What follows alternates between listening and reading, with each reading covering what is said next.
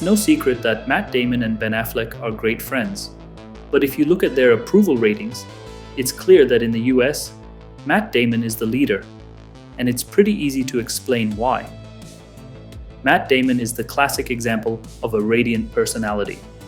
Unlike Ben, who rode waves of hate for his early relationship with Jennifer Lopez and drowned in Golden Raspberry Awards for his every movie, Matt Damon went a completely different route. He married an office worker from Miami whom he met on the set of one of his films. She was working parties for the cast and crew. They've been together for more than 20 years. Can you imagine how much ordinary people love that? He's a completely normal, not at all a star kind of guy. And Matt constantly reinforces this saying he doesn't consider himself a star, because he doesn't look like a star. And you can believe him because he sees himself in the mirror all the time. If anyone needs a star, they can look at Brad Pitt or Johnny Depp. But he's just boring, uninteresting Matt Damon, who is probably by complete accident sometimes called a star. Yes, sometimes Matt Damon gets $15 or $20 million for a role. It happens. That's why when he's with Ben Affleck, Matt is always the good guy, and Ben is the typical clumsy friend who gets into all sorts of trouble that Matt has to bail him out of. He's either depressed, or some important and expensive movie has failed, or he's getting a new divorce. Matt Damon is always there to support his friend during hard times, which again gives Matt a lot of bonus points. At over 50 years old, he remains one of Hollywood's most sought-after actors. He gets tens of millions for his roles in films, and now Christopher Nolan casts him in every new movie he makes. Even though Matt loves to turn down various projects, including Nolan's. But in his case, it doesn't hurt him at all. Everyone loves Matt Damon, and he loves everyone back. Today, we're talking about this amazing actor. As we know, Matt Damon is such a good guy that he is literally loved by everyone, both on Earth and beyond. The worst insults he has to deal with are people confusing him with Marky Mark on the street. Emily Blunt even joked once that she sometimes gets sick of how much everyone adores Damon. Matt Damon wasn't poor, so for a while, he tried to combine his studies at Harvard with his acting career. Matt Damon's first appearance on the big screen was in the 1988 film Mystic Pizza. Of course, he brought Ben Affleck to audition, but Ben didn't get a part. After that film, Matt ran through fifth-tier roles in a few more projects, like Kevin Costner's Field of Dreams. All these films did well at the box office. And even though Matt was the third from the right in the fifth row, his career was gradually on the rise. He started getting more and more substantial roles. In 1992, he had his first breakthrough film, if you can call it that. This film changed his life a lot, and it could have been a slightly different movie. Matt auditioned for the lead role in the film Scent of a Woman. If his good friend was rejected before the initial auditions, the filmmakers had to make a final choice between Damon and Chris O'Donnell. As many people now know, O'Donnell was luckier. Although, if you look at their later careers, you remember all those people who love to say, everything happens for a reason. Especially if you remember that Damon and O'Donnell crossed paths very often at auditions, and O'Donnell always got the part. Like in Batman Forever, where Matt really wanted to be Robin. Later, he could have been in Batman and Robin. Such a wonderful film didn't have a very healthy effect on O'Donnell's career. In School Ties, Ben Affleck also got a role, although a smaller one than Matt Damon's. Matt, on the other hand, landed a solid supporting role. O'Donnell was right next to him. This time, they weren't separated. Robert Mandel's film was liked by the audience, and critics praised all the young actors. His career went uphill even faster, and Matt was invited to his first major flop, Geronimo. This was the era of Kevin Costner and his Dances with Wolves. Everyone rushed to make westerns, and Geronimo was supposed to be a western with a big future. The film's budget for those years was very solid, $35 million. Later, Matt said that filming this movie overlapped with his studies, and he had to choose. He decided that this was the film, after which he would become a talented actor. So he dropped out of Harvard and signed on for Geronimo. The film was a complete box office failure. What was even worse, critics didn't like it. Although Geronimo was expected to go to various awards, this probably pushed Damon to get involved in this kind of film. The film's director, Walter Hill, believes that marketing and the idiotic title killed the film. The full title of the film is Geronimo, an American Legend. He suggested naming the film Geronimo's War or something else, but the studio insisted and he couldn't do anything about it. Plus, the film was marketed as a movie about a clever Indian who knows how to escape from a chase. But Hill believed it was more a movie about villains who caught a clever Indian, and they should have put the emphasis on that. We will never know what it could have been. We all become much smarter in hindsight.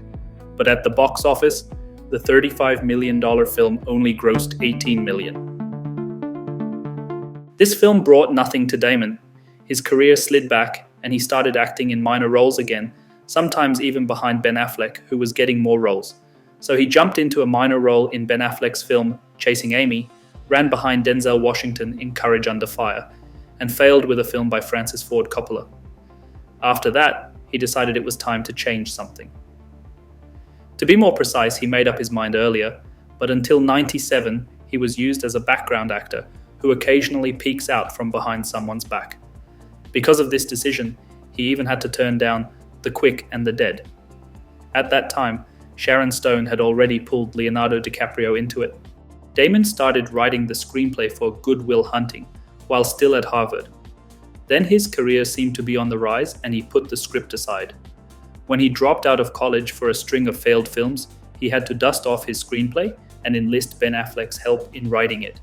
They offered this script to all the studios and producer friends they knew, but it couldn't interest anyone.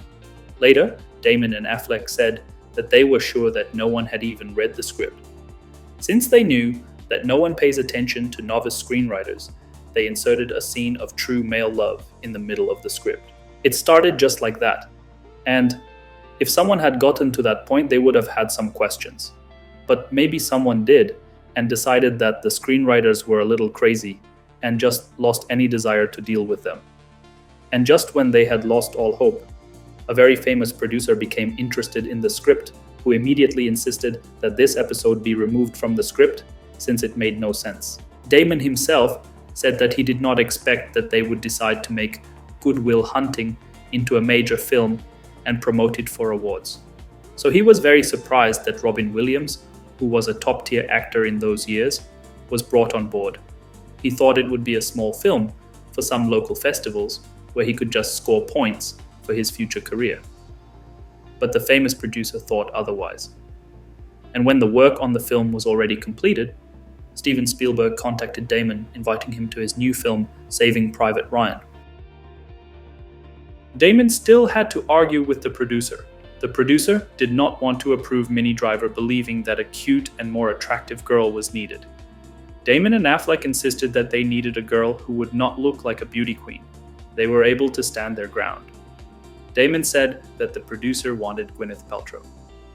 But Damon was able to convince him that it would look too strange. The producer used his own schemes lobbying for such films among critics and academics, after which their theatrical run would already be accelerated in theaters to the applause and groans of the lobbied people.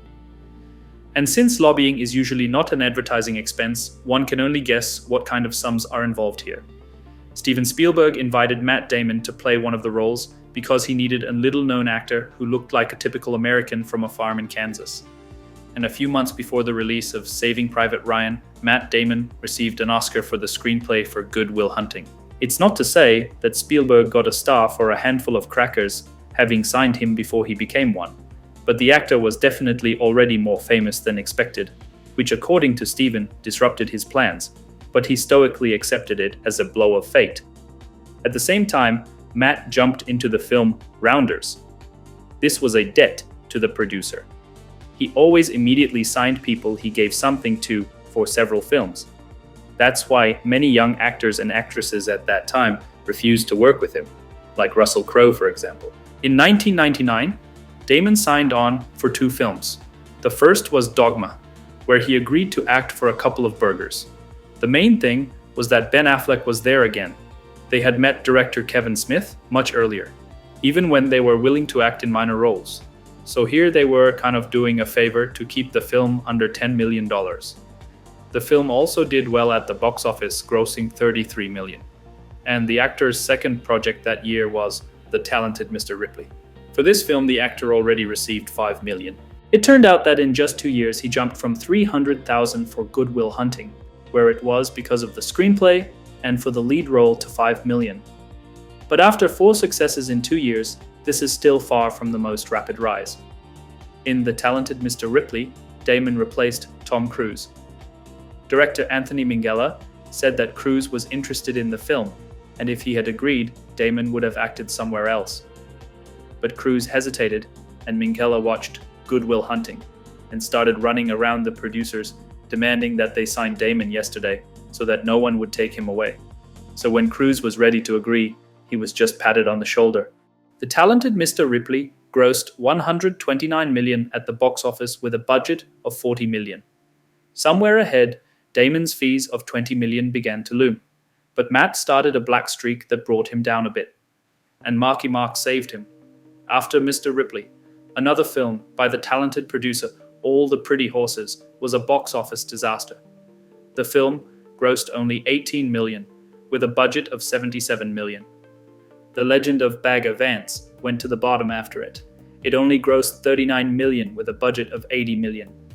The animated film Titan AE, where Matt was a voice actor, also failed miserably at the box office. In 2 years, he had only one film that couldn't be called a complete failure, but it wasn't a success either. It was Finding Forrester. But Matt had a minor role there. He got in there because of his friendship with director Gus Van Sant, who directed Good Will Hunting. Everything was starting to look like the beginning of a major drama. But Marky Mark and Planet of the Apes happened. Mark was supposed to star in the film Ocean's 11. Steven Soderbergh even wrote this role specifically for him. But Tim Burton appeared on the horizon with his apes. And Wahlberg decided that this was a more profitable option and the role there was the main one. And he ran away from his friends. Then, the offer went to Damon. If not for this moment, Damon would have starred in the film The Majestic, to which he was attached. But while already filming Ocean's 11, he received an offer for the lead role in the film The Bourne Identity. And he got it because Brad Pitt turned it down and recommended Damon after watching him on the set of Ocean's 11. Because of this, Damon often recalls Pitt calling him a true Hollywood star. That he was very surprised when they called him with an offer to play Bourne. The fact is that in the book, Bourne is much older than the actor, and Damon went to the audition more out of sporting interest. Because of Identity, he was already forced to turn down The Majestic, which sank epically at the box office, pushing back the career of director Frank Darabont. And Ocean's 11 and The Bourne Identity became huge hits after that. Such moments always look interesting over time. For several people at once, their future careers could have gone a little differently, and at the same time they inflated the film's budget with reshoots as its test screenings were mixed, and the studio forced them to change a couple of episodes. This is the final episode on the farm. A third world war was supposed to happen on the farm, but in the end, it was greatly reduced. But because of the indignation of Damon and the director, the film's premiere even had to be moved back by several months. In general now, everything would look like a box office failure was in the works. But after reaching theaters, the film was able to perform well.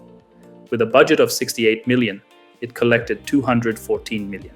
At the same time, Spirit, Stallion of the Cimarron, also failed. Damon is not very lucky with voice acting, but in general, Damon began a period in his life when he could act anywhere, and failures did not harm him at all. After all, he had a couple of franchises that made excellent money. For Damon, Ocean's 11 and Bourne became those lifesavers in the 2000s. So he didn't even notice the failures of The Brothers Grimm or The Good Shepherd, and they didn't affect his career at all. He could even afford to have some fun, like in Eurotrip. He got into this film because of a friendship. And there is a small joke in his appearance. According to the plot, the hero Scott McClowich's girlfriend leaves him for the lead singer of a rock band who was played by Matt Damon. In real life, Matt Damon's girlfriend left him and went to the drummer of the rock band Metallica. The Bourne Supremacy is famous for its jerky editing. The average shot length of the film is less than 2 seconds.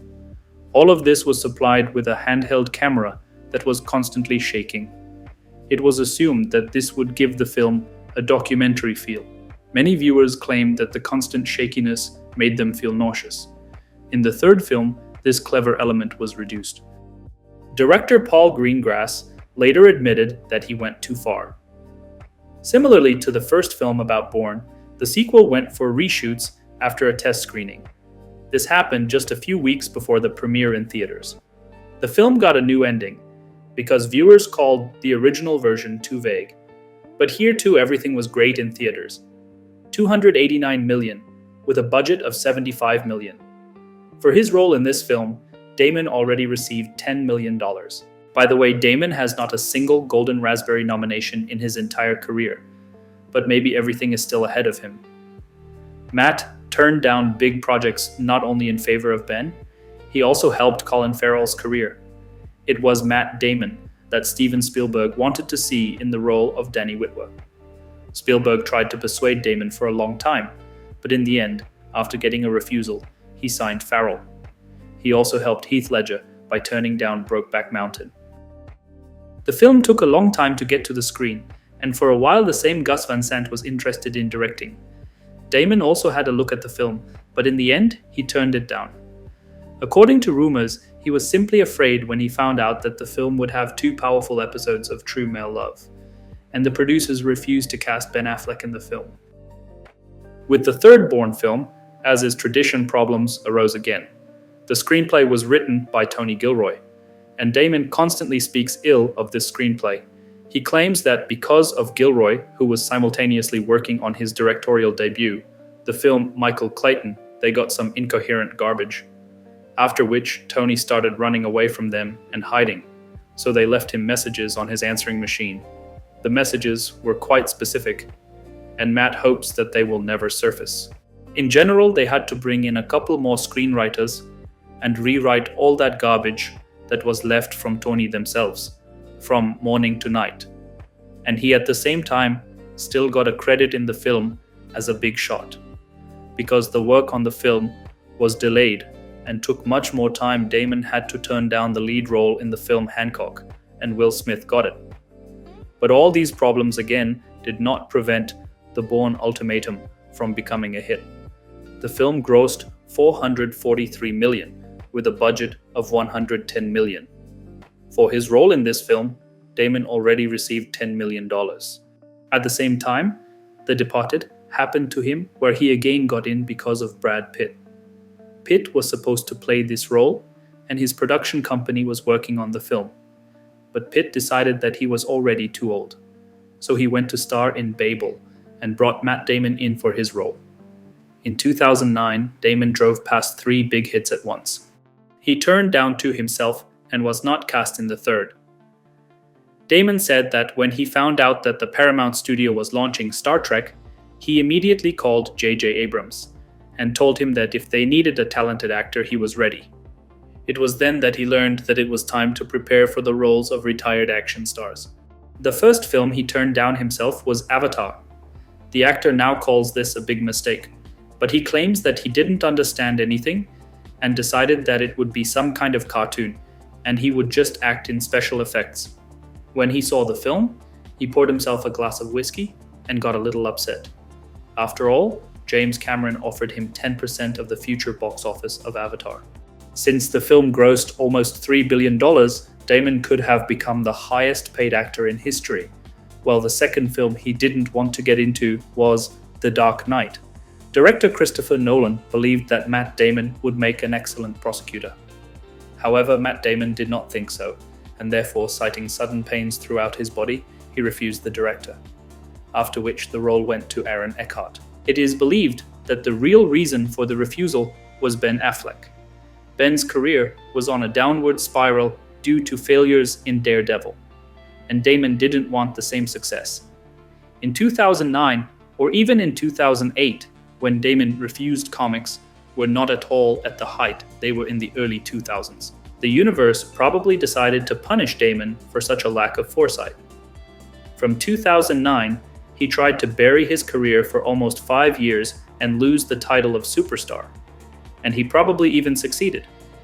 Instead of everything he could have starred in 2009, he got into the films Invictus and Green Zone. If Clint Eastwood's Invictus was just a mediocre success, the $100 million Green Zone completely failed, grossing only $94 million at the box office. The mystical thriller Hereafter also performed unsuccessfully. The actor's only success in 5 years was the western True Grit. However, he was the only one not singled out and awarded at various ceremonies. The film Contagion also performed mediocrely, but this film had a second life. It soared to the top of digital sales in 2020 when the pandemic came to us. Since the film was in various tops for several months, the studio probably got back everything it could have lost in 2011 and earned a lot of gold on top. The films We Bought a Zoo and The Adjustment Bureau also had a modest box office. In the second case, the authors planned a sequel, but it was cancelled due to unsatisfactory box office receipts. But perhaps the most offensive failure of these years was Elysium, another attempt at a whole franchise that ended with the very first film. It wasn't a huge failure, and perhaps if the critics and audience had a good reaction to it, they could have tried to continue it. But the mediocre box office and bad ratings showed the studio that it was not worth the risk. After ending this black streak with the film The Monuments Men, Matt said yes to Christopher Nolan when he came to him with Interstellar. It was a supporting role, but it revived Damon's career. The great box office success allowed the actor to get the lead role in the film The Martian. Matt spent only 5 weeks on this film. Director Ridley Scott first filmed all of Damon's episodes as there were simply no other actors with him. This took a month, after which all of Matt's episodes with other actors were filmed in a week. In these 5 weeks, Damon earned $15 million and The Martian grossed $631 million with a budget of $108 million. Damon then went to star in the next Jason Bourne, where they spent 5 weeks filming only scenes in Las Vegas, and almost a month on one race where they wrecked more than 100 cars. Damon doesn't like this film, although he doesn't blame director Paul Greengrass, but the studio, which didn't give them time to work on the script, but hounded them with sticks, forcing them to film from drafts. Well, they filmed from them, but although the film got the most criticism from the entire franchise and was filmed from scraps, Bourne again performed well at the box office, collecting $415 million with a budget of $120 million. Later, Damon began to refuse to star in the next sequel, but at the moment it seems that everything has changed, and the studio is working on another installment.